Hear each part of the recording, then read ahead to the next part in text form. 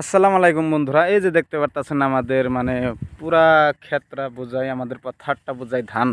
তো ধান ক্ষেতের বিশেষ একটা কারণ দেখেন, এই যে আমাদের যে ক্ষেতরা, আমাদের ক্ষেতরা মানে দুই ধরনের বিছন না বুনি।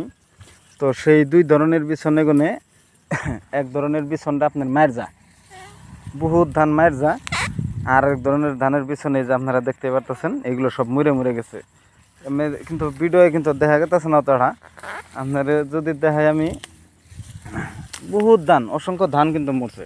এই আবার পাশের ক্ষেতের ধান কিন্তু অতটা মরে নাই, ঠিক আছে। এই যে এটা লাল গঙ্গা কই আমরা, তো আমাদের লাল গঙ্গার ধানটিও ঠিক আছে। এই যে আপনাদেরকে দেখাই, দেখেন ভিডিওটা, এই যে পথারের ধানটি দেখেন, এই ধানটি দেখেন একদিনের বোনা, একসাথে করে বোনা, এক কামলা নিয়ে বোনা।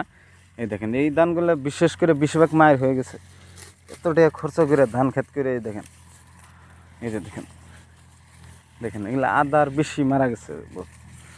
দেখেন এগুলো ধান নাই, কি করবো, কৃষকের মানে মরণ হয়ে গেছে। এই দেখেন দেখেন এগুলো মানে এই ওই কিছুমান জায়গাতে দেখছেন ধান ওই যেগুলো পাকছে, আবার কিছুমান জায়গাতে দেখেন এগুলো জাস্ট ফুলে বেরোতেছে ধানগুলা।